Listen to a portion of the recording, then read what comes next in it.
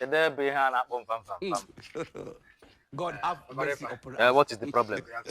Daddy, please, you know. It's what chief one tonu. Ah, chief na sonu di cool. As a high chief you are. All money chere kpata ego. Sorry, sir. As a high chief you are. You know, I said let me come and honor you this invitation for you to come to my show. As you do, okay, madam, billionaire man. Daddy.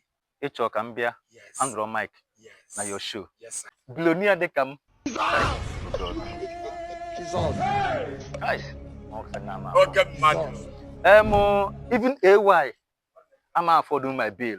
Ọ bụrụ gị nwa bịa esi na nchọ ka handle microphone na your show.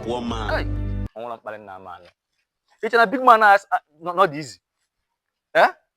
Anyway, ebe bịa amụ ka complete your mission.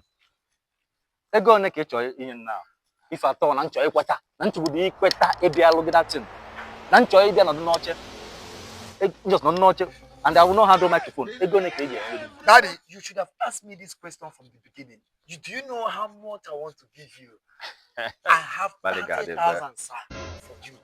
$30,000. Dollars on naira. 30,000 naira. Hey. I forgot me. Ọkwa ọlọ na nka bịa ebe a nọ. Ọkwa na nka bịa ebe a, na nka bi na Nigeria ma iji nwee access to me. You get 30,000 naira. It is very awkward man, it is stupid. Thank you, sir. And marriage jet call AY. He money self, I didn't pick call here. Wow. All these big guys, I didn't pick call for because I tell them more. And they get with a billion self because of going. They're gonna get what if I self. No problem. I don't need to tell you guys. Since you don't want the money, let me go now.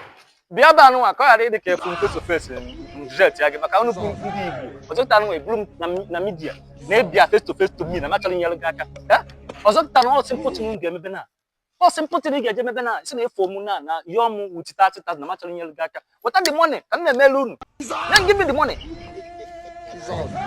you get money transfer what do you mean money transfer ego go bank na change are you mad you need that how you get send the good account I got it for also my friend about them like that give me the money because when na change like I say give me the money yeah na job on na ga bia show send them account number then WhatsApp send it on my WhatsApp then immediately my brother but age nego some you one man give me the money because I want to go bia na app sure we go on Sunday on Sunday you make that because you better make me go again.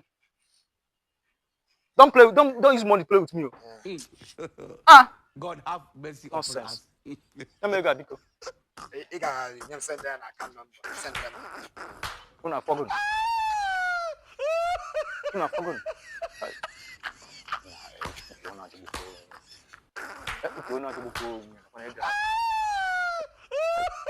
yeah bro yeah what is 30,000 naira oh which one go kwa ga no you ga ka ba palu mu ya ma ya kwa